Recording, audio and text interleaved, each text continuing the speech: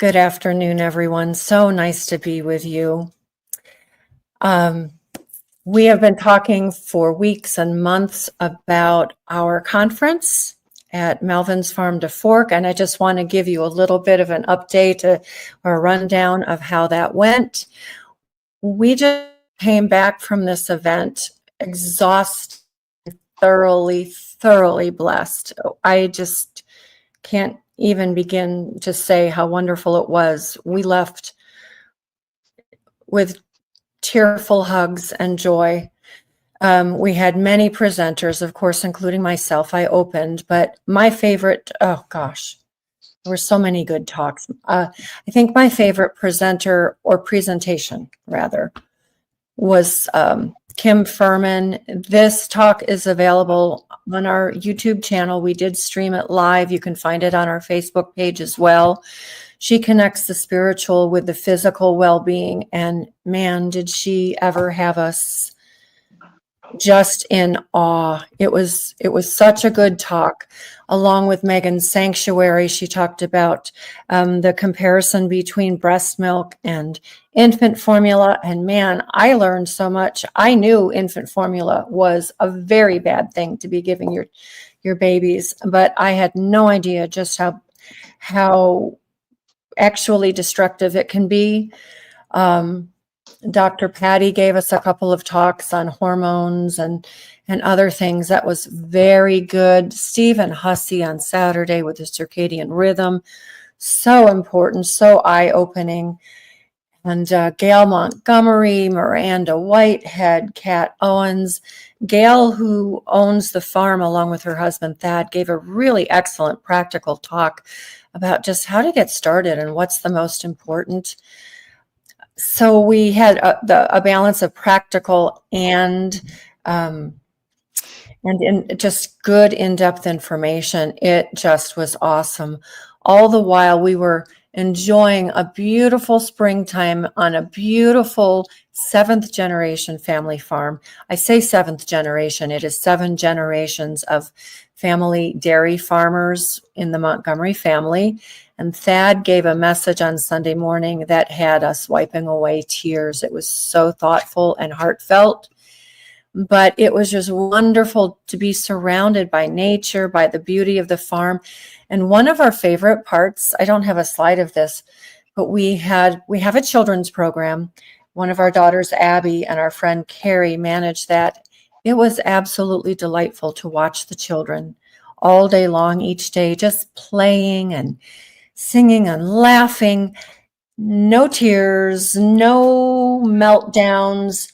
They just played together and did activities together and had a wonderful time. It was so cool to be able to watch children be so happy and healthy and vibrant, not like most of the children that you see on a playground. It was just wonderful. And we had very good food supplied by a lot of the materials came from Melvin's Farm to Fork and the Montgomery Farm and their suppliers.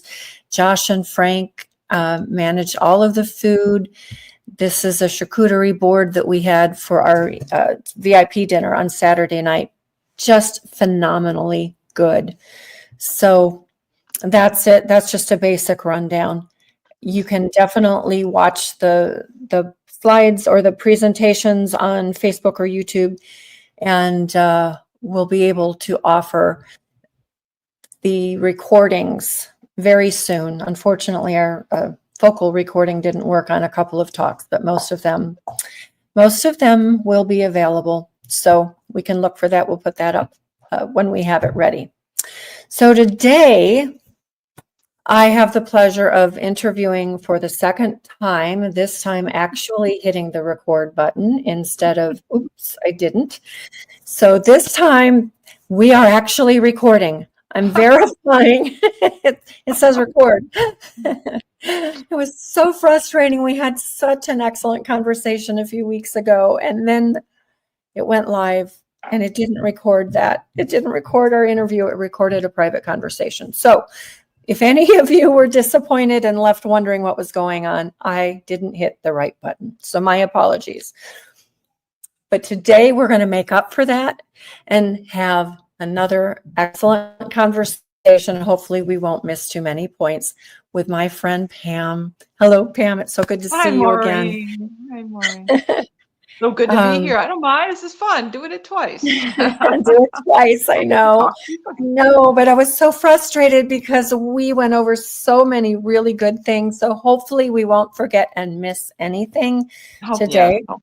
Hopefully. And Yes. maybe And we'll but go I and I looked those slides from what you heard about what you said about your conference, and I think it sounds like something I'll have to do next year. That sounds amazing. we there was not a dry eye in the house by the time it was all said and done. People came seeking. They needed this information. People who are sick, moms and dads of young families who are trying to figure out how to grow healthy and vibrant children that resist disease and can live life to the fullest. We always have someone who really, really needs it. And this year it was this man he's our age, Will, who's going through some really difficult things. And he asked so many questions and just hung on every word and was blessed. And every person, not that people will complain directly to you, but I don't think there was a complaint to be had anyway. We just over and over heard, thank you, this was such a blessing, thank you, this was so good, thank you. And it was when a team when it's done out of love, I mean, that's what comes through, your love for everyone, and passing on the way God has intended us to live. As difficult as it is in this current system of things, it's very difficult to be physically. I mean, spiritually we have to work at it too, but physically to live in harmony with the way God designed our bodies and designed nature, his perfect design. It's probably not 100% possible. I want to let people know that first. That it's a bit of there's a lot of unfortunate threats to our health and safety. And so what Maureen and I try to do is we try to help people minimize those threats and bring in the good things that are healing, but not to tell people you have to be perfect, you have to do this exactly right, because it's a challenge for even people with time and money and no children at home to eat the way I believe God intended us to eat. It's not always possible to do all the time. And that's one thing in my practice, I try to have people give themselves grace and say, look, some days you're going to have to eat from the cafeteria, right? And and that's going to happen. And you're going to buy things at the grocery store because sometimes you don't have time to make things from scratch. And that's going to happen a lot more for working parents. But we can be pretty well nourished and pretty healthy. No one will ever be perfectly healthy, at least not right now. Yeah. Well, even in our family, we're still working with George to rebound again from his pretty much I want to say largely self-induced, maybe totally self-induced health problems, and he's coming back again. It is difficult. I do try to teach things that make it very much easier than people realize it can be. I have a lot of tricks that I wish I would have figured out 20 years ago. And some that I did figure out 20 years ago, just as I'm sure you have some things that you do as well. But to make it much easier, and Sally Fallon Morell always has said, well, if you do 80-20, you should be good. I actually think, though, that in my years of involvement with Weston A. Price Foundation and this whole health and wellness thing, I think I'm watching us get sicker and sicker. And so maybe 80-20, it might be okay for people who are not suffering much with severe health challenges, but maybe we need to go more towards 90-10 in many cases. There'd be things that I would do differently if I was diagnosed with cancer, for example. It's that kind of thing that I'm thinking about.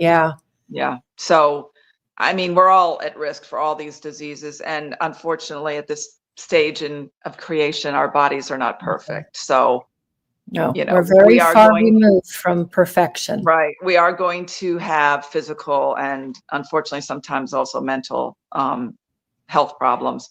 And, you know, it's really sad though, because what I think is happening to the young people is really tough to see all the mental health problems.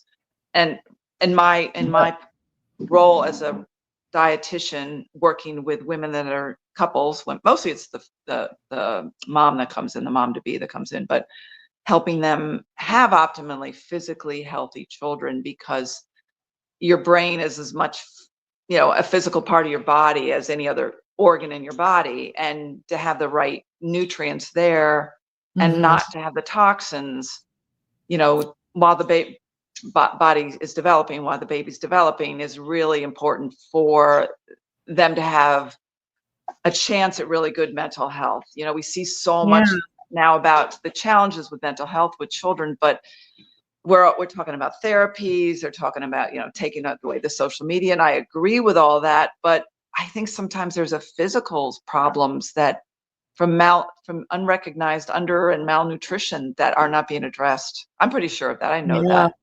And So perhaps toxicities to things that we are eating that are actually damaging to our brain and to our gut, that yeah, creates the chemicals that make our brain function.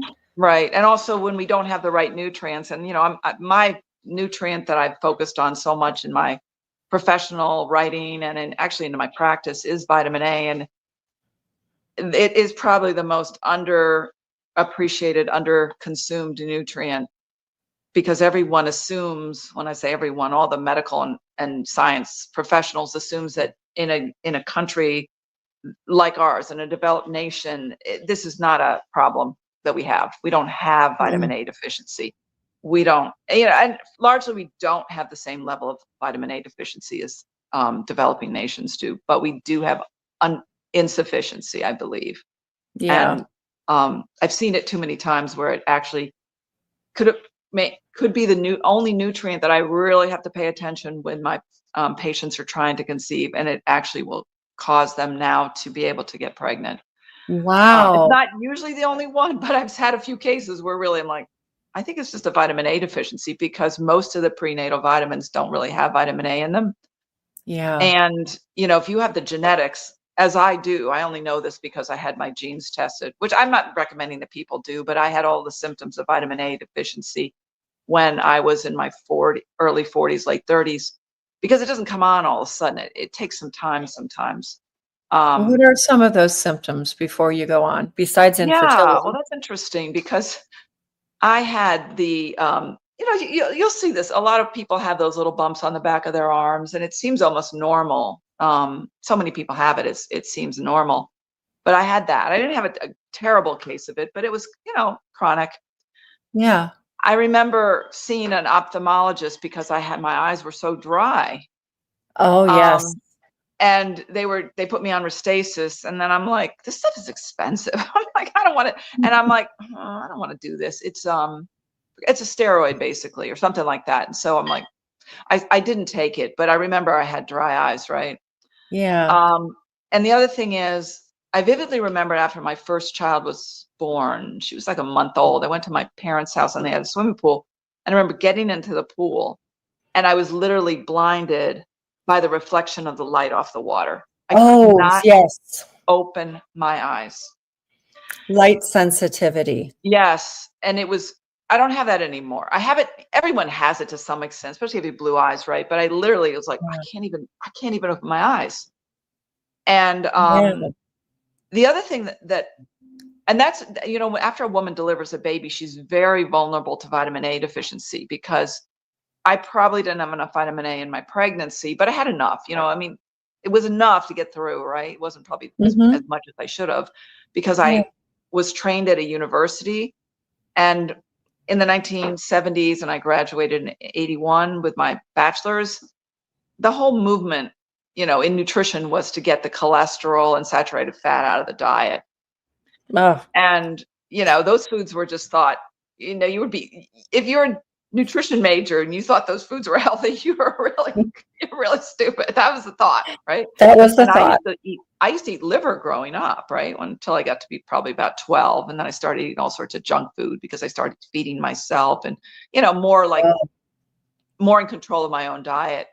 And I actually liked liver, but my father stopped cooking it and so I actually suffered with irregular periods for most of my life.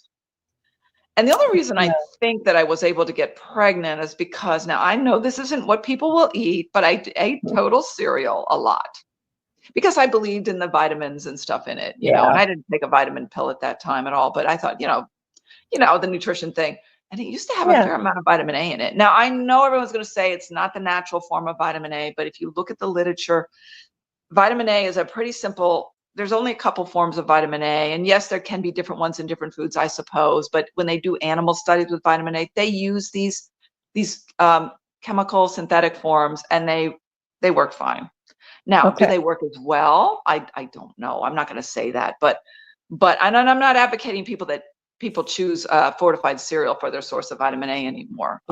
Anyway, the cereals don't have anywhere near as much vitamin A as they used to. Yeah. Because and we don't actually recommend breakfast cereals anyway. Right. And I'm not saying that either, but people would say, well, how did you have 3 children if you were vitamin A deficient? But I think there was enough of that in my diet. And of course, in the olden days, and I'm 40, my oldest is 40 years old, right? Yeah, mine as well. They had prenatal vitamins that had a fair amount of vitamin A in them. That's the way they were. That's interesting. Yeah.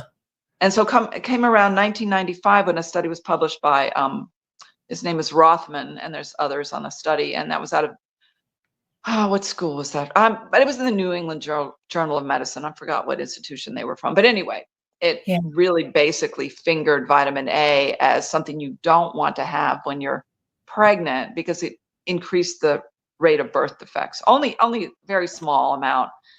And that even you that don't want to have. You don't want to even have real vitamin A. You only want to have beta carotene as your source of vitamin A because that's the only kind in your body that you can't go wrong with, supposedly, because your body only turns beta carotene into vitamin A as you need it. So you can't really overdose on it, but that's actually not really true. But anyway, that's another story. But so that paper came out in the New England Journal of Medicine in 1995. And after that, things began to change. And a lot of that was because there were reports, they had animal studies, they're giving these animals really a lot of vitamin A, right? Because they want to bring on these malformations, fetal malformations. Prove their clear. theory. They don't want it just to be, but a lot of it also because of the use of Accutane. It was known that's a synthetic form of vitamin A, but that's a really high dose, and it's an active form. It's not the kind that's in, even in a vitamin, and it goes right into your bloodstream and it's just very, very high dose vitamin A. We know that you're not supposed to get pregnant when you're taking that, but there were cases, you're supposed to be on some sort of birth control as a woman. So anyway, I think it was kind of from that. And then most of the prenatal vitamins, I think, began to just use beta carotene instead of retinol. Right. And which is the fully formed. Yes. And beta carotene is a precursor, and there are genetic differences on how well you convert that beta carotene into retinol, which is the physiologically essential form, the retinol. I happen to be one of those people. And I found that out. I wanted to find out because of the fact that I had all the symptoms and till I was around 40 when I adopted the Weston A. Price type diet, the Nourishing Traditions, Sally's book, and the knowledge that I gained from that. And so it was almost like, and I also had fatigue and just getting sick more often, just a lot of things. And I forgot to say, irregular periods all my life. And that's that fertility connection. So I think you told me, and others have said as well, that infertility issues tend to go away when you're introducing vitamin A and just nutrients as a whole into the diet and moving away from. I'm sorry, I might sneeze. I've got a sneeze coming on. Anyway, yes, it's vitamin A is probably one of the most important nutrients for the development of a baby. But it's also Okay. important for a woman to menstruate, well, ovulate. So she's gonna have a regular period. I had irregular Yeah. periods all my life. And then I started using cod liver oil and eating liver. And then they turned to 28 days, like clockwork. Wow. I mean, Wow. it could not have been coincidence. And then the things like the bumps on my arms went away. My eyes were no longer dry. So I Yeah. was suffering with borderline vitamin A deficiency for a long time because I had stopped eating total cereal. I was more of a plant-based eater at that point, Mm. and I was looking at different ways to incorporate more soy protein and other types of alternative plant proteins I into my did that diet. for a while. Yep. And that's where I found this Weston A. Price information, because in those days, that was what, 25, 27 years ago, all researching this stuff, there wasn't the myriad of websites and information. It was one of the Yeah. first websites that came up when I was researching using soy. And I remember the article was something bad about soy being bad for you. I'm like, that can't be true. What is this? You know, it was Because this it's so one. good. It's this perfect food. I know, and it was the only one. But I, me, I have to like experiment. I have to investigate Yeah. to see what is this contrarian point of view, because I'm like, somebody's making this up, right? And then I'm reading it. I think the article is written by Sally and Mary Enig, and I'm going, wow, does this make sense? And I'm like, oh, I'm totally on the wrong track here. Yeah, I felt the same way. As a matter of fact, one of our sons, our second son, fourth child, when I was expecting him, I was doing a lot of soy. And afterwards, I learned about how soy can damage your gut. Well, I was consuming it heavily in utero, all the way through pregnancy. And then after he was born, I was drinking soy shakes and drinking soy milk. And we did also have our own cow. So we had cow's milk too. But we were doing a lot of soy protein. And he was born with gut damage, like pretty severe. And it took me, before the internet, it took me several years to figure it out. Wow. So it can be damaging in many ways. We don't want to be doing that. I also have a friend who is having fertility problems, and he was a vegan. She was not, but she was borderline. And he talked to me about, we're having problems. We want to have a baby, but it's just not happening. And I asked him about his diet, and he said, well, he eats a lot of soy, not a lot of animal foods at all. In fact, I think none at the time. And I talked to him about the problems with soy. And he went back home. He got rid of the soy. He started eating pastured eggs and drinking milk and eating meats and things. And within just about 2 months, they conceived. That's amazing. Yeah, I mean, know. I see those stories too, but a lot of times a vegan, I often have women contact me and they say they want to stay on the vegan diet. And I'm like, well, I'm sorry, but I won't be able to give you that type of information. I mean, I almost feel like second thoughts about saying that, because I always think about, if they do get pregnant, what's the child's health going to be like? Yeah. But there are people that, and as a dietitian, I'm not even supposed to do that. I'm supposed to respect their ethical, total personal choices.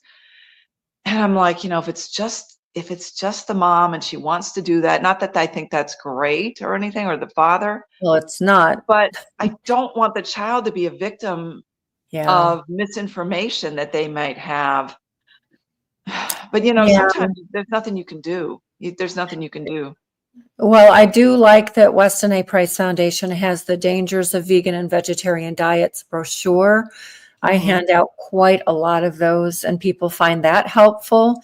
But also, if you're just having, go ahead. In a professional position, if somebody tells me they want to be vegan, I'm not supposed to. I might say, well, these are the nutrients you'd be missing, and I mean, there's some I can convince, especially if they're just vegetarian. Yeah. But I've had to turn away vegan women. I said, well, I can't take that approach, because I don't believe that's the healthiest choice for your child. Yeah. And you can say that and leave it at that. Yeah, I mean, but I've said that on Facebook posts for the dietitians, and you can't even imagine what You happens. get slammed. That's not ethical. You can't do that. I'm like, but it's ethical. Wow. I know, It is poor little definitely child. ethical. We need to I be able to know. be honest, and I understand your position. It is a tough one. And the Whereas other thing, is it someone, ethical to tell people not to eat meat? Somehow that's yeah, okay. You know what I mean? We yeah, could do that doesn't that, make right? sense. We could Yeah, do that. I could say you should really cut back on red meat. Maybe, don't eat it if they had high cholesterol. I could say that. I could say don't eat, full fat dairy. I could say that.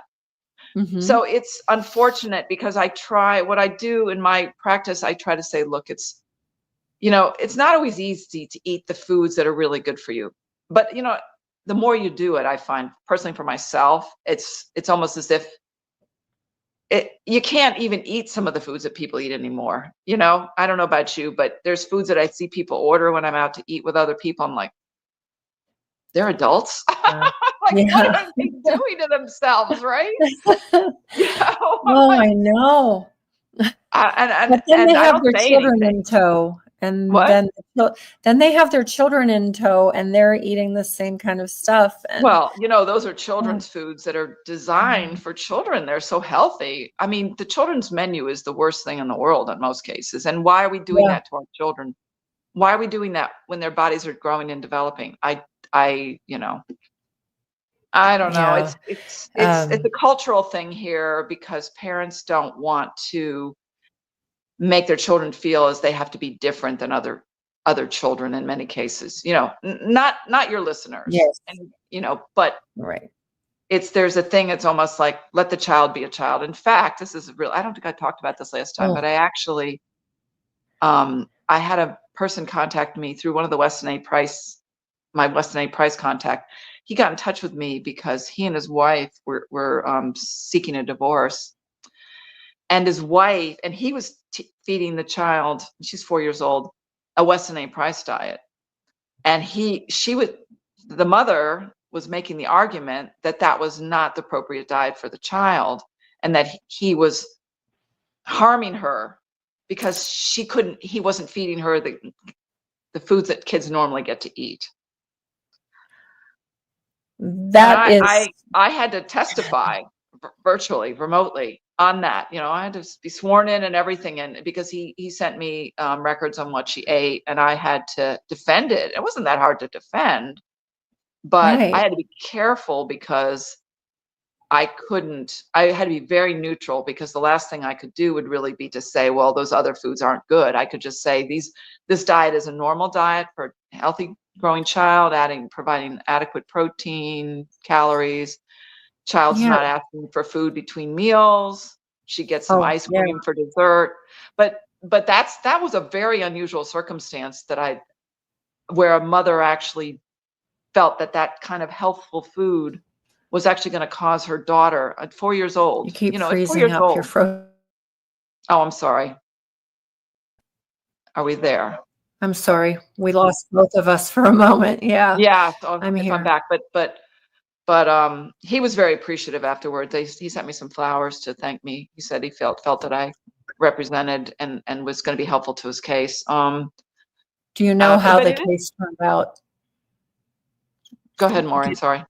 do you know how the case turned out? If it worked in his child's You favor, know, or he sent me flowers like a week later, and the attorney said I did an excellent job. My practice is with most of my patients, I don't follow up with them. I mean, he's not really a okay, patient because to me, that's their privacy. You hmm know, I do sometimes send out group emails or group messages through my portal and ask, if anybody wants to do a review. And a lot of women will say, "Oh, by the way, I had a baby," but somebody I lose touch with. But I feel like if they don't want to tell me, that's their privacy, right? You don't want to. Oh yes, absolutely, Yeah, I have to respect absolutely. people's, but that's frustrating to me sometimes because I don't always know the Yeah, outcomes. And the way I yeah, view myself is like I think in a sense I'm like you, although I don't think I'm really like you because you work so much harder than I do. Oh, no, I don't But know. No. yes, you do. I just work differently, Pam. Well, no, you work harder. But anyway, I used to work really hard. I'm just having more fun in my old age. But and you enjoy what you do, so I'm not trying to say you don't Yeah. have fun. But I really want to be a local resource for the people that live in this area, because that is something that I feel I didn't have when I was raising my children, somebody to Yeah. guide me. And Yeah. there's a lot of information on the internet, and a lot of it's good, and a lot of it's not good. And certainly the Weston A. Price information is great, but to be able to talk to somebody face to face that's listening to your specific challenges on feeding your children or your own self as you're trying to, start a family. I feel like that's really, really important in this day and age to have, I'm a grandmother, you're a grandmother, to have Yeah. that maternal experience and wisdom, if you will. I mean, sometimes I have some wisdom, but to be able to listen to the young women and the young couples and hear what they're going through and help them make changes that are going to help their families thrive. Yeah. Well, and one of the things that I tell people that goes along with what we're talking about pertaining to fertility and just growing healthy children is I tell young parents or parents that want to be that a growing baby is not a vegan. So you may be a vegan, but that child inside of you or the child nursing at your breast is not a vegan. And so if you're not putting into your body the resources to grow a healthy baby, that baby is going to take from mom. Yes, and if mom has enough to take from. Yeah. Yeah. Because I think that's one of the reasons we see, and I see a lot of this as secondary infertility. Wow. The mom is depleted. The fathers are obviously, they're not anywhere near the risk of depletion, but a lot of times the fathers aren't as conscientious about what they eat as the mothers are. That's what I've generally seen. Yeah, that's true too. This morning, one of our chapter leaders shared with all of us a paper or an article. It came out of Australia, but then it was corroborated by other sources from other countries. But the point of the paper was to say that parents should not be so focused and consumed with the nutrient aspect of growing children, that it just wasn't as important as other things. Yeah.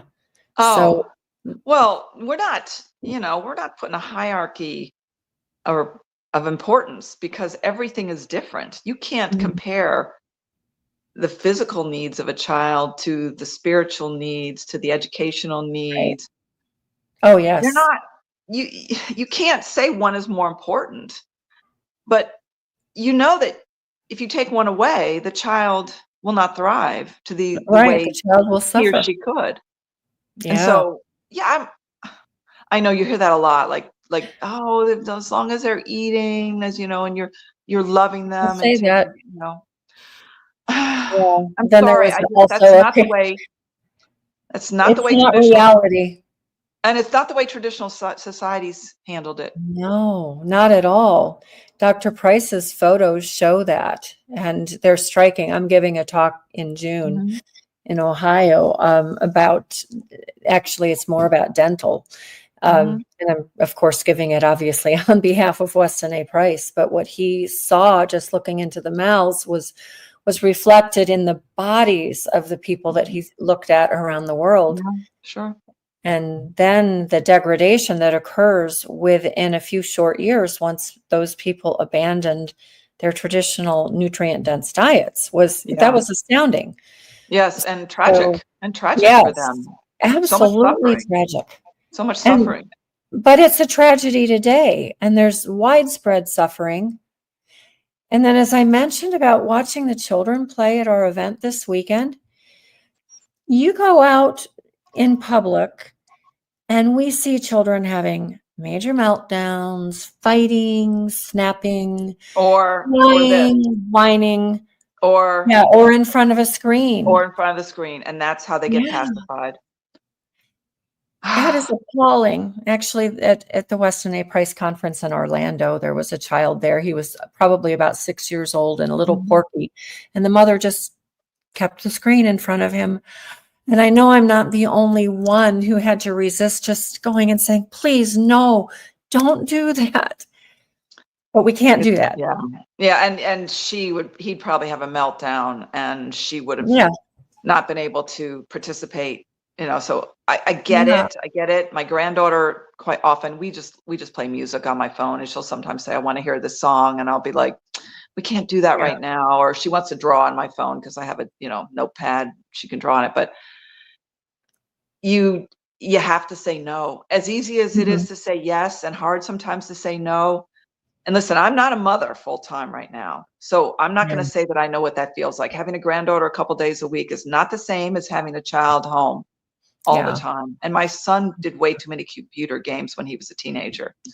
And that did affect, but it was difficult because my husband wasn't around. But anyway, I mean, he was working a lot. But I just think they're getting earlier and earlier, and their children are not able to watch. They're missing out on so much that's going on around them, I think. And I'm guilty of it too. If I get bored, I'll start reading something, and I should be like, just don't, this isn't really that boring, Pam. You can handle it, right? For me, I just want to read books, and I love books too. I actually prefer books, but when I have my phone and I've got my Kindle books, I can just anyway. Then we're getting off the subject, but I think the physical body still is really, really important to nurture. Yeah. I mean, every cell in your body is made out of the food and beverages you consume, and of course the oxygen and whatever else is in the air. But every single cell in your body is made from the food you eat. How could it not be important? Well, and I don't think that most people really consider why we're designed to eat. And that is a question. It sounds really stupid when I ask it, but it is a question that I often ask to prompt people to think, why do we eat? Why do you eat? Why are we designed to eat? It's not. And that's assuming that the person has a belief in God. Well, I'm talking to people who just don't even have a clue, but also people who do believe in God. Why do you eat? And then when you're talking to believers, it's, why did God design us to eat? It's not just so that we can gather around a table and fellowship and enjoy one another's company and enjoy good food. That is definitely part of it, and I'm thankful that that's built into it. But we also don't eat just because we're hungry. We're hungry because the body's designed to signal that we need nutrients. Right. So there's that. But we're designed to eat because, as you were saying, whatever we put into our bodies will build the body or not. And help us replace the cells that are, being turned over all the time. But so it's super important when a woman is pregnant. Obviously, it's important before they're pregnant. But if you think about the actual, the number of cells that are being created, and the organs and the tissues and, tissues and organs, every single thing comes from the food you're eating. And how could we not think there'd be some negative outcomes if we're not putting the ingredients into our body that match our design, right? Absolutely. Well put. Yeah, you can't make something good out of something that isn't supposed to be there in the first place. With that said, a healthy body is exposed to things that it needs to eliminate quite often. And that's been since the inception of the human race, since Adam and Eve. Well, not really Adam and Eve, when they were in the Garden I think of Eden. probably not then, but not then. but after. And even building fire, to warm ourselves. There's pollutants in that. There's, but we have the ability to remove those from our body, which is much better when we're young, and it deteriorates as we get older. Better when we're younger. Yes. And so that's why a lot of children do better, even though they're not eating as well, because their bodies are still better able to, many of them, not all of them, because we have this autism, Yeah. rates that are crazy. And Yeah. I think there's a lot of environmental, although I read an article at Medscape the other day. Medscape is like this huge thing to educate physicians and other healthcare providers. And the whole article was that the rise in autism is due to genetics. Oh, really? I've begun to hear that. And actually, I had kind of a little informative debate with someone just last week who's going to school to work with autistic children, and she's high functioning autistic herself. She said it's genetics. If it's Right. genetics, then why did we not see it 50 years ago? Oh, well, they were all in asylums. No, they weren't. People were put into asylums for various reasons, and that was a travesty. Well, why aren't we But seeing it in the adult population, the 50, 60, 70-year-old people now? yeah, it's not there. Yeah. However, we do have dementia. My mother, even though she didn't do a lot of other things, she did take the flu shot. And why? I don't know. And Yeah, we have really high rates of dementia. You're right. yeah. And she died with dementia. She was demented for a number of years, and my father had to take care of her. Loved her and wanted to take care of her, but until he died, not of the pancreatic cancer, which we eliminated in 4 months without the doctor's help. Oh, that's amazing. Yeah, we have on our blog, I wrote about that, the lessons learned from my father's illness and death. No, he died from his other doctors not taking seriously what I kept saying, and that's there. We don't need to talk about that right now, but we just didn't see all of this stuff when we were kids. And I don't know about you, but I grew up in a very close-knit community, actually in two No, very I didn't have that communities. experience, but go ahead. Yeah. No, I didn't have that experience. No, I didn't know a single person who was autistic. There was one kid in my class who had epilepsy, and I do wonder. I have my suspicions, but I don't know. But we did not have autism, and we didn't have people. I remember one person developed cancer when I was young. We had a classmate with scoliosis, and I know how her family ate, so it makes sense. But so we were beginning to see some issues, but nothing major. But come by the late 70s and to mid 80s, and you're starting to see a lot of issues that did not exist before or were not prevalent by any means. Yeah. Oh, and we certainly, I can think of maybe one young lady that was overweight when I was in elementary school. And we had, we were in a suburban area. So there was opportunities to see a lot of children. You just didn't see it. No, I didn't either. I remember one family that all of the kids were fat. Yeah. And you could say that was probably largely, that could have been a big, and there is a genetic component to obesity. There's for sure. And there's a genetic component to autism, depending, it puts you at higher risk. Yes. But as they say, the environment pulls the trigger. The genes load the gun. Oh, that's a good way of putting it. Yeah. And so, Chris Masterjohn wrote a really interesting blog. It's not really a blog, but it's I guess it's on, it's probably a blog. It's on Substack about the causes of autism. And if anybody's interested in looking at some of those genetic predispositions, he really goes through it to, Chris does everything to the, oh my goodness, more yes. than 100% details. You have to be able to really pay attention and think it through. Yeah, there's a lot of details in there. And I sent it on to my son who's having a child in August, and I have a feeling the child will be vaccinated because his, I shouldn't talk about this, but his the in-laws are very medically oriented, and I'm not against vaccinations if that's what a family wants, but the schedule nowadays, it's intense. It is. Wow. I wouldn't do that myself. I wouldn't do that to myself. How could you do that to a child? Yeah. It's outrageous what they're doing to little tiny Yeah. babies. Well, and why it even starts in the first few days of life. I know. Almost no child has to worry about hepatitis B because they're not having sex. Unless the mother could have They're transmitted, but then not. it was already too late. I just like, Yeah. they've got these parents that are seeing the pediatrician for the well visits, and they're in a Yeah. captive audience. Yep.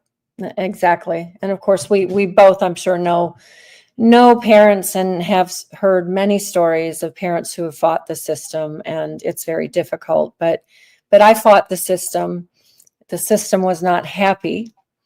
But our oldest, Erin, who's my partner in God's Good Table, she just had a bioresonance screening done this weekend. And it showed that she had toxicity from vaccinations.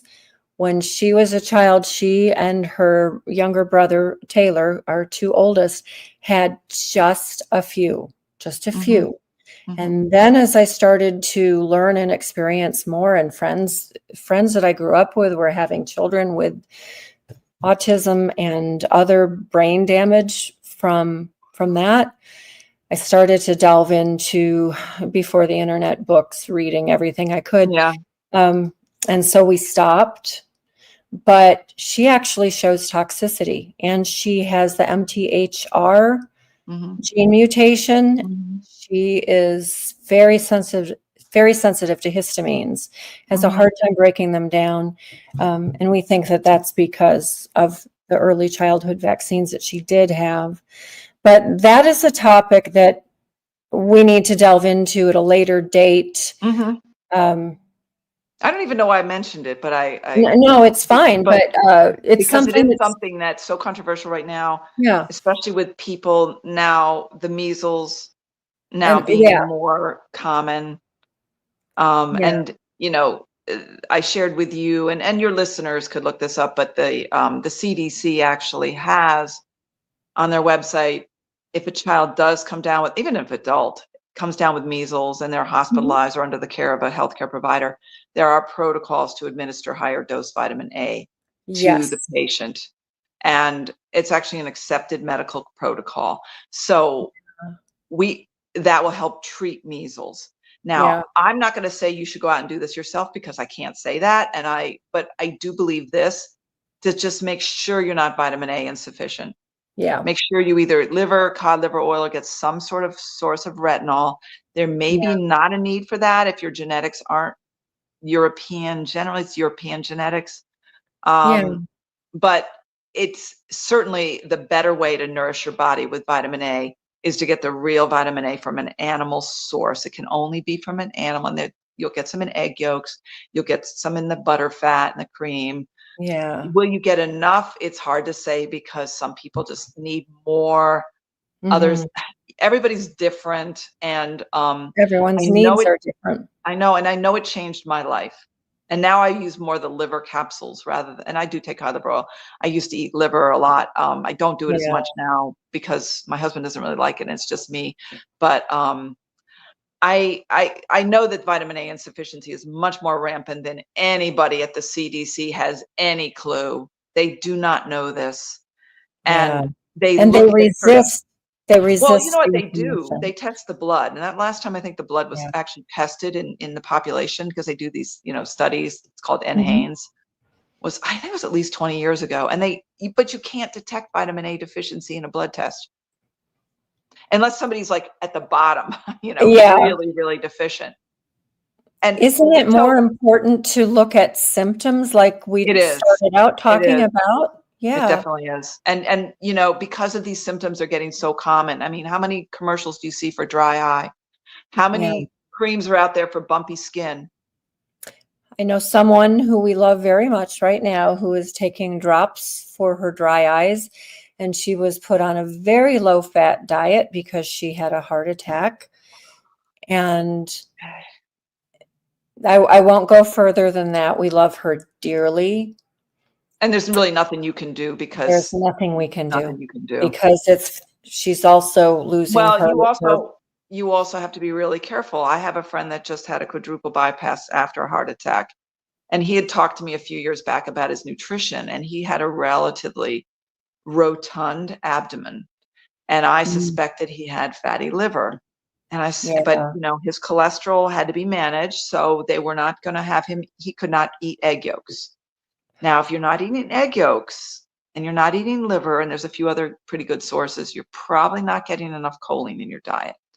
And the Oh, best nutrient to help resolve, and that's another genetic thing. I've got the need for more choline than most people. So, it's really interesting if you know some of these things about yourself. But you should still eat the foods. They're all nourishing. They're all great foods. They're all God created foods. They're not.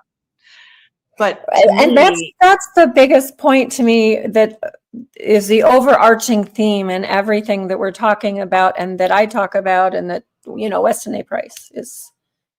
It's just that, actually. Yeah, well, that's what it is. And it's not, getting pregnant is not. It's a natural process that our body does, just like anything else, and it can be interfered with. Mm-hmm. It can be interfered with, and if we take the assumption that we should try to override that process and go to IVF before we address the natural functioning of the human body, whether it's the male or the female, we're doing a disservice to not only ourselves, but it's to the child. Because and I keep coming back to this because this is my specialty, right? You really don't want to get pregnant unless your body's as ready as it can be. Yeah. And that's different for everybody, because we all are exposed to different things. And listen, people got pregnant in the Holocaust. I do realize that. But in most cases, it was probably happening early on.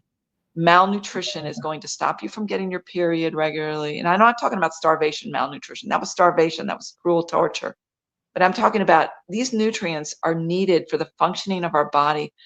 And every single nutrient is really important. And if you are struggling with conceiving, or someone is, meet with somebody who knows the Weston A. Price philosophy, because that they're going to be able to look at that person and understand the nutrients that maybe they're not getting in their diet, and help them figure out how to get those nutrients. And the most important thing, because this is what I do, I work with insurance, but I can only work within state, with North Carolina with insurance. But let's do this in a way that the parents of tomorrow can, because that's what I want. I want the children and the parents to this can be a normal way of life, and it's not going to be super stressful. And I'm not going to be weird, and my child's not going to be punished because they can't eat these, chicken nuggets all the time, right? You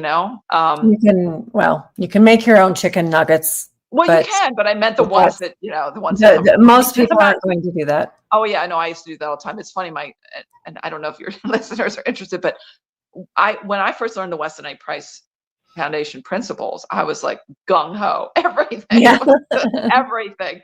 And my son, who was a very sort of selective eater, although now he's a very good cook and he likes to use really healthy foods, but he used to complain. And I remember one time his friend came over, and I made quesadillas with the chicken that was from a stewed chicken, and I used the grass-fed cheese, and I used sprouted wheat tortillas, and I used all this stuff, and I used the soaked beans and the whole thing. And I served him and his friend, and he was like, my son's going like this, and then the kid goes, "Wow, this is really good, Mrs. Schoenfeld." I love when that happens. We used to have kids come to our table, and they'd go, "Oh, what's that?" We had one who came over a lot, and at first he just didn't want to eat. Because it didn't look like what he was used to eating, right? Right, yeah. But I told him, I probably made ice cream or something, and we had our own cow, so it would have been really good stuff. But anyway, I always dangled a carrot when I was training my kids or somebody else's who was at my table a lot. You eat this. I don't give them a whole lot. I give them some. It's, some of a few simple things. And then when you've eaten that, we're going to have this. Ice cream. Or maybe I made whatever dessert grain cookies, whatever it was. But I always made sure there was something. And one kid in particular, I think it was the first time he sat at our table. He started out eating that. Oh no. So we went through it very cheerfully. Mm-hmm. He took a bite, and then he took another bite, gobbled it up. This is good. And then he told his mom that Mrs. Diaz was the best cook. And of course I smiled and thought it was very flattering, but I said, that's not to say that you're not the best cook, but you can do some of these things. And I shared with her. Oh, she wanted to, oh, that's really good. She was not offended. Thankfully, she told me about that, and she wanted to know some of the things that I did. And she always talked to me often about really the things he would say. Whereas on the other hand, we had another child at the table really often whose mother actually brought me hot dogs and chips or something and said, please just keep these in your fridge and in your pantry, so that when this child comes over, he'll eat something. And eat that. And did you serve those to him? No. And did he eat your other food? He did. See, sometimes parents don't give their kids enough opportunity because they, and honestly, sometimes you do, well, I shouldn't say sometimes, you do have to work harder. Yes, but we train our children. We choose whether we train them intentionally or by default. And I chose to train my children to eat intentionally. And so they are all fantastic eaters even now. And they're all, we have 6. Well, you're a fantastic cook, so. Well, I have not always been a fantastic cook, and there are better cooks than me. I love to cook. Well, Maureen, there's a difference between being better cooks and cooks that can feed a family of how many? 11. 11. And now I don't know how many we have. We're actually expecting our 10th grandchild now. And run a farm. So you did it in so what we don't want to do is put our standards so high, because really we are just blessed to have this food, and we can make simple meals that are nourishing and taste good. It doesn't have to be some sort of gourmet recipe with multitudes of ingredients. I just bake chicken legs sometimes, and I just like those. I mean, you have the whole chicken, so you're very fortunate. I don't have my own chicken. I still buy whole chickens. I'm not raising them anymore. We don't have room, and we're not allowed to do that where we live. But I do raise chickens for eggs. However, I do exactly as you're just saying right now, and I keep it simple. And I share, I usually don't have a recipe. I just do things. But when people really like something, I'll share a recipe. I'll, figure it out and share. Or if you're cooking for a few hundred people. Because you make that. Do you make those desserts at the conferences? Because they're usually my recipes, but of course I'm not doing, that's not my role anymore. But it is your recipe. Okay, because they are the best. Some are other people's too. Some preceded me, and now Yolanda, of course, is creating some recipes as well. Yeah. But a lot of them are mine, including the chicken liver pate, which I could eat for dessert. Yes, all the foods at those conferences are amazing. I'm just, but also think about the quality of the ingredients that we get. Yes, it's so great. And that's what I was going to say. You start with quality ingredients, the best that you can afford. But the cool thing to me is that the most nutritious foods taste the best. So you don't have to have a bunch of expensive ingredients to throw in there or expensive spices. I do enjoy playing around. I recently ordered a 5-pound bag of cumin because I use a lot of ground cumin. And instead I got garam masala. They sent me the wrong thing. Do you like I do, but I don't like 5 pounds worth. Oh, but I'm experimenting with playing with it. That is a lot of spice. So I'm seeking people to share that with. But my point is, you have a few ingredients that are good, a few good spices, and I do some cheese on top of a lot of stuff is great. I mean, always cheese and butter. If you want a child, if you don't have enough butter, more cream. Butter on the vegetables for the children. Yep. And they'll gobble them up in most cases, and a little salt. We don't want to we don't want to turn our children into Spartan eaters, right? Just, I mean, I'll eat plain vegetables myself, but usually it's because I've got a nice piece of meat with fat on it, and you can and stroke it through. yeah, I mean, you don't always need to put fat on everything, by the way. And even though you could, but I'm always looking like, do I need it? And Well, butter is isn't pretty it good to have expensive. broccoli, steamed broccoli with lots Mhm. of butter and some salt? I like it with lemon and salt though, but if I'm eating something else Yeah. fatty, like a lamb chop or something, Yeah. I kind of, because the thing is, butter's gotten pretty expensive. Mhm. So, but I eat a lot of cheese. I eat a tremendous amount of cheese. Cheese is Yeah. one of my mainstays. And I would Well, it recommend is that, and ours eggs for too. people. Very Yeah. easy. Oh, yeah. Eggs, hard-boiled, scrambled omelet, poached, and then throw some more egg on top of that with hollandaise. And for those who have children that don't like eggs, see if you can sneak egg yolks into everything that they eat. Yeah. If you're Yeah. making tacos, put the egg yolks in the meat and Mhm. and put it in things. I used to make egg like custard for my son because he said he didn't like eggs, and that was his thing. Yeah. I have him eat with, but I'd only use the egg yolks, and so I he'd add get the the egg egg yolks there. yolks to panna cotta and ice cream Mhm. custard. Yeah. Yeah. Yep. So we That's get more nutrition, and they don't know they're eating eggs, and they're only eating the most nutritious part of Mhm. it. But Or make a French toast with just the egg yolks and milk, because that's one of the nutrients. That is one of the most nutrient dense foods that you can feed your children. yeah, And if you're an adult and don't care for eggs, you can find ways to sneak those eggs. And I always tell women when they're yeah, pregnant or trying to get pregnant, let's see if we can eat at least 4 egg yolks a day.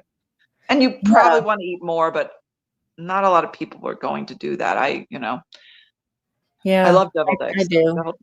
Anyway, we're Yeah. kind of going off on tangents, but those are just practical ideas, and I know you have a tremendous number more. But I think when people realize that you average people that aren't, I mean, I really used to be whole hog into this. No pun intended, right? Or maybe pun intended. I don't know. But people, you can make really positive changes without doing 100% overhaul of your diet. Yeah, And your children can accept these foods if you throw out the idea that you shouldn't put any salt or butter on things.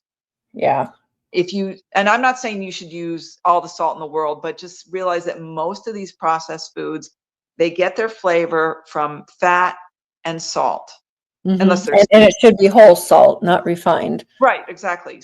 Yeah, So we all think of those things as being bad, right? Because, but oh, processed foods are loaded with fat and salt, but humans enjoy fat and salt. So why don't we yeah, just use healthy fat and yeah. healthy salt and make the meal enjoyable and healthy? So what would be, say, your 3 top foods that parents should be consuming for healthy fertility and healthy children and feeding their children?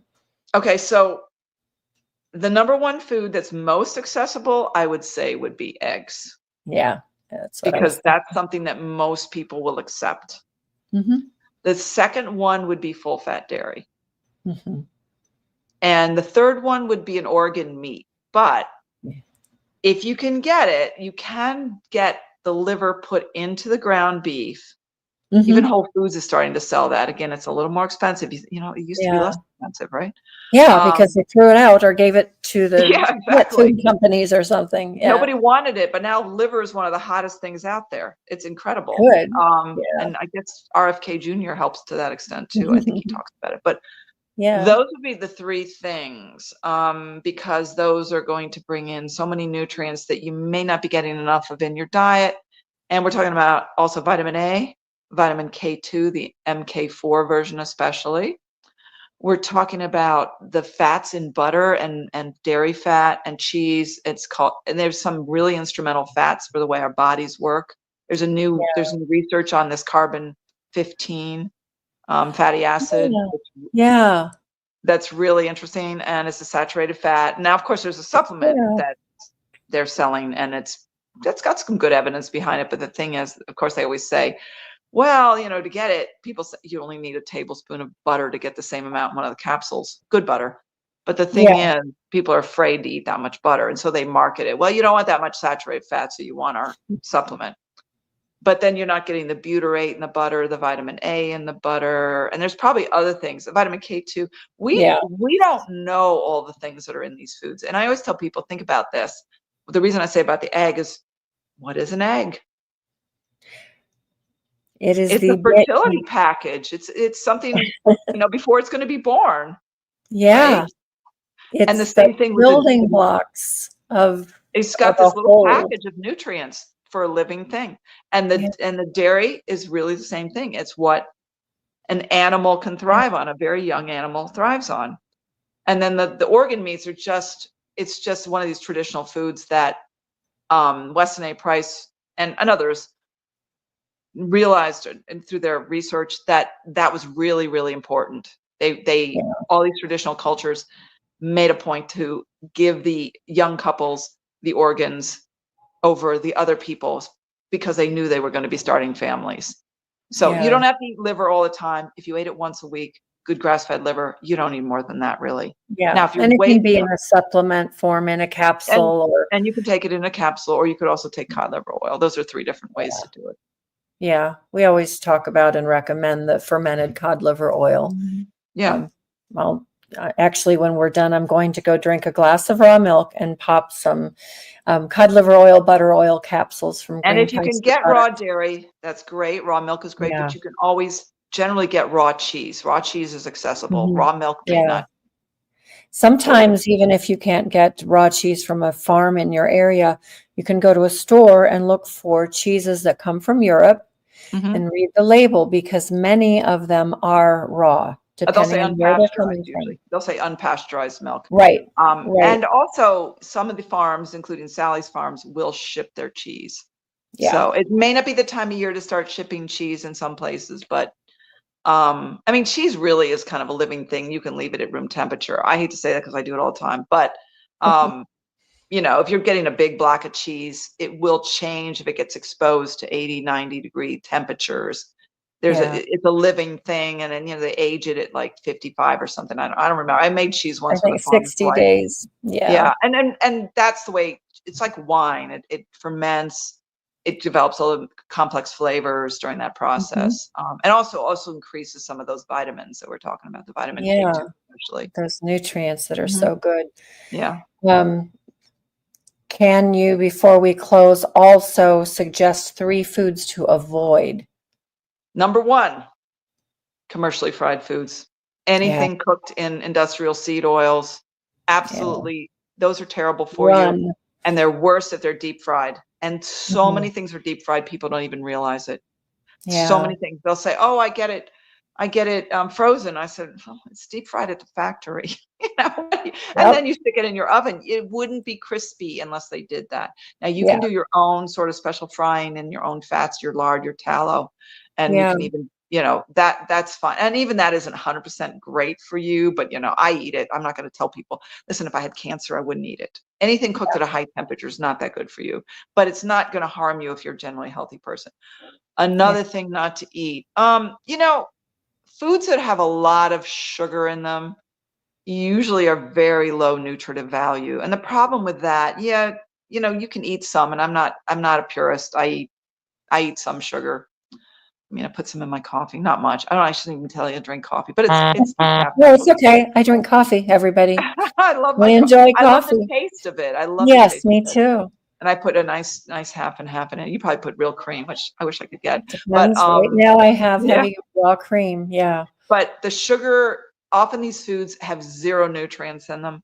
I mean, other than carbohydrates and fat. Yeah. So they will displacing foods of modern commerce, and they will prevent somebody from getting all the nutrients they need.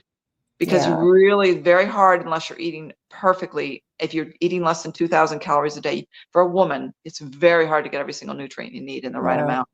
So you got to be careful with that. And then I would just really be careful with the unsoaked, unfermented beans and grains and things like that, because those are zinc blockers and they block some other minerals from being absorbed. Zinc is a really important nutrient for fertility, and a lot of people are lower in zinc than you'd think.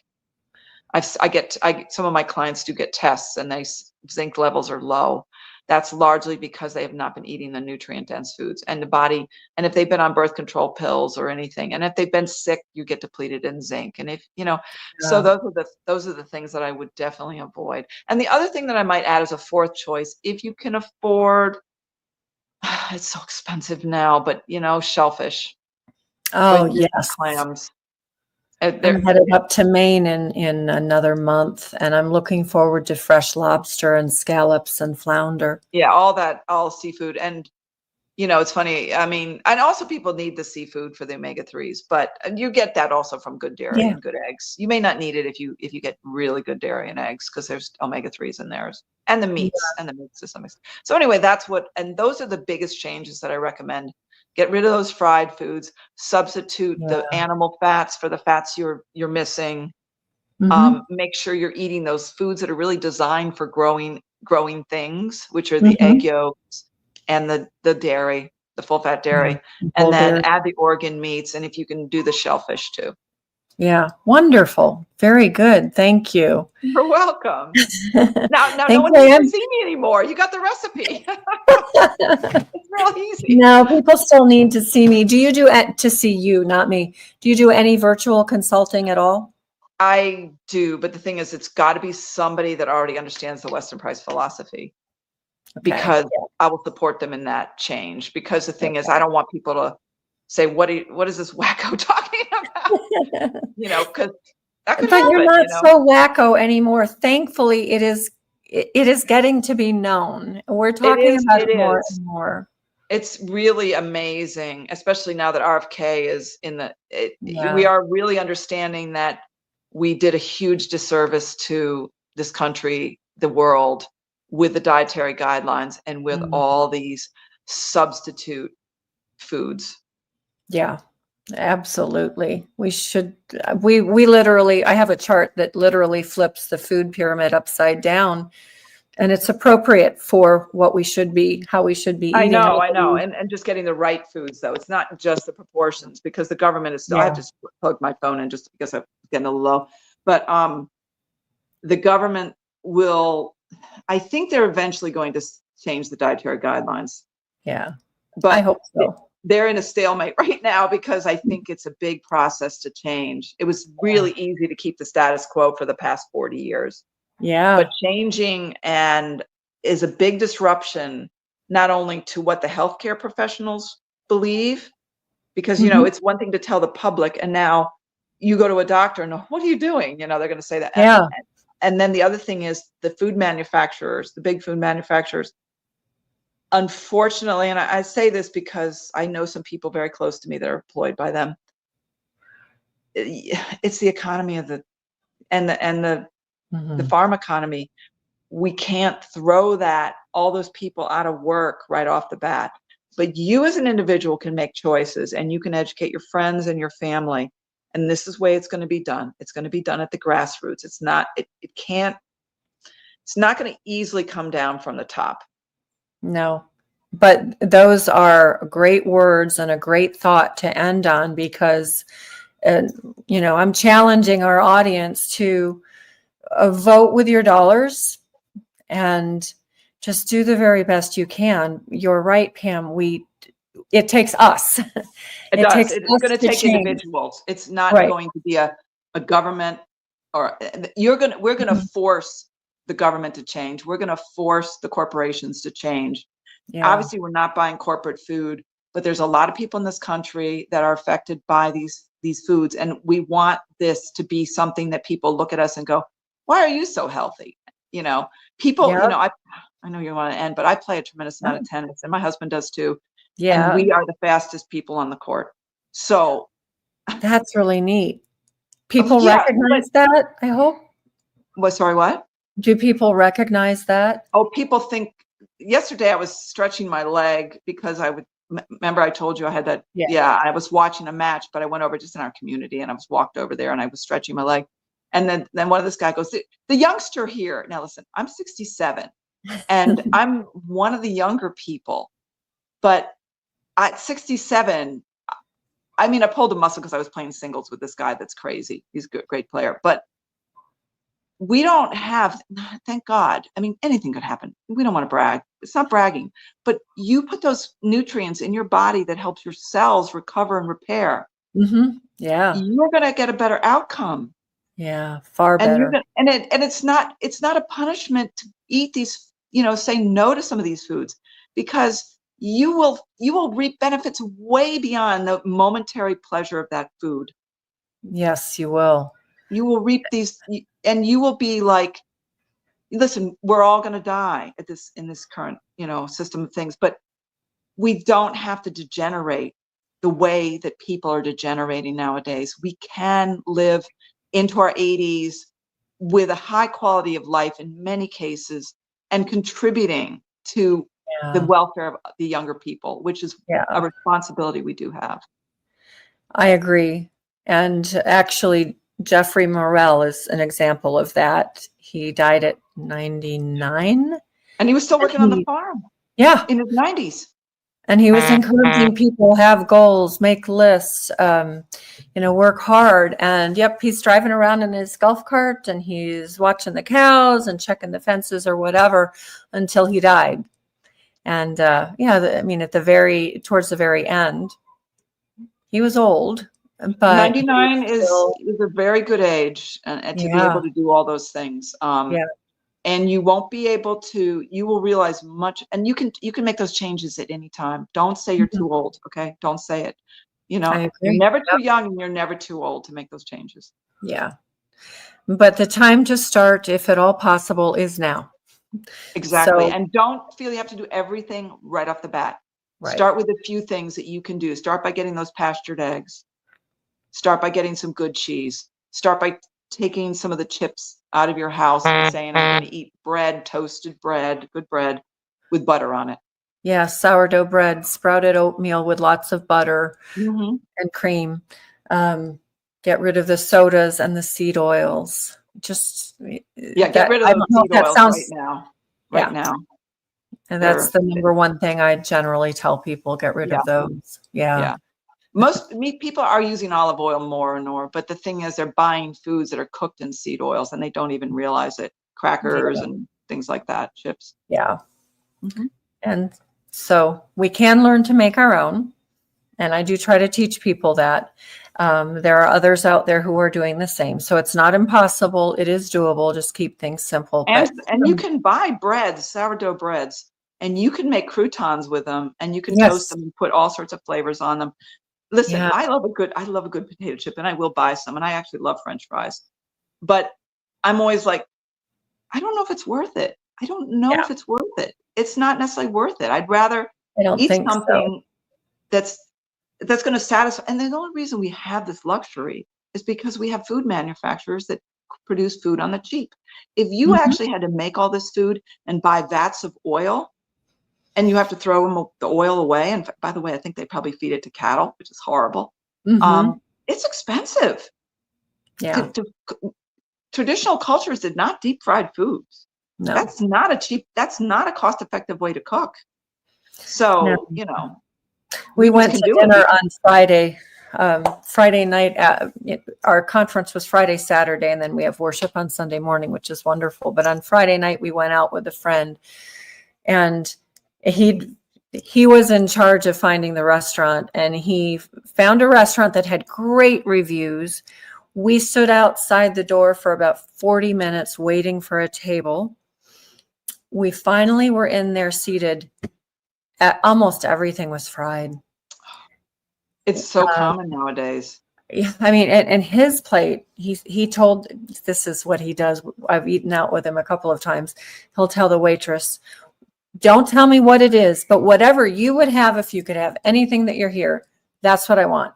So she brought him a big platter that was just filled with fried foods. And I love Scott. So I teased him about this and he knows it. But it was all fried food. We had some burgers and some other things, and fries came with that. We ate a couple, but I sent most of mine away. We didn't feel good. No, you never feel. If you're eating good foods, this is the one thing that people do notice when they start changing their diets. And then you go back to eating some of these foods, people will tell me, and I feel the same way. I'm like, Oh, I don't really feel so good. Ugh. It's a toxin that you're putting in your body. Your body then has to detoxify Yeah. and your immune system gets activated. So Yeah. Now, one thing I will throw out though, when Mhm. you've had a meal like that, I usually have sauerkraut or brine on hand, and I can take a big swig of the brine or a big scoop of sauerkraut, and it helps to break it down and get it out Well, of that your makes a lot of system. sense. That's a really good Yeah. idea because that is actually a Didn't good have any liver on Friday detoxifier. night, but yeah, Yeah. Saturday I did a lot. Um, and just a little side note before we close, I do notice when I eat something like that, which is rare, but when I eat something that isn't good for me, that is more Mhm. normal, I get BO the next day. Oh, interesting. Otherwise, I don't, and I don't need to use deodorant. Well, But that's when I put something like that into my body has to detoxify. Thankfully, I'm a very active person. I don't play tennis like you do. I wish I could.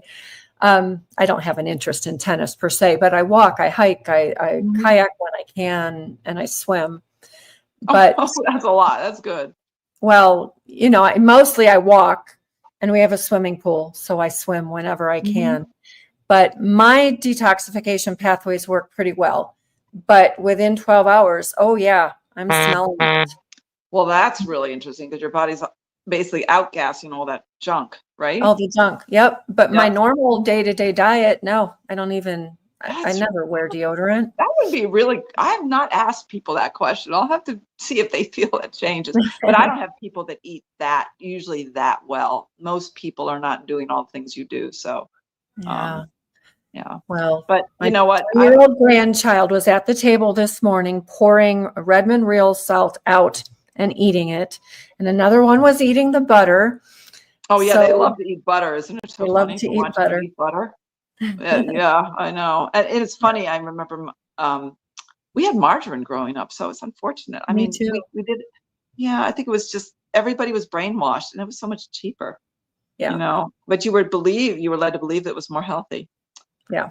I don't know. It's the government really, really overstepped any authority that they had, and I don't know if it was totally out of ignorance. If you want to know the truth, I don't think it was.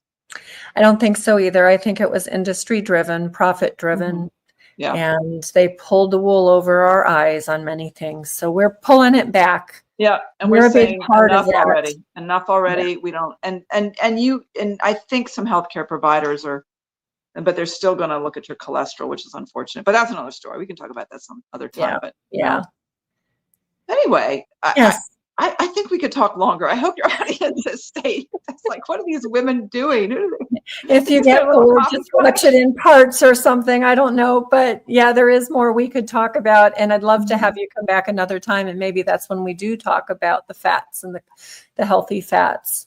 Yeah. So yeah, Anyway, I'm so glad your conference went so well, and thank you. I We're you're going to do delighted. it next year, so that's great. That's wonderful. Hopefully, you'll even have more people now that it's the word's getting out, Yeah, because it I sounds think like a so. really supportive time. And then you have the Christian um, Yeah. focus too, which is really nice to have. Yeah, I see that. And one of our speakers talked about the spiritual element of physical wellness and made a very strong connection there. That was very helpful.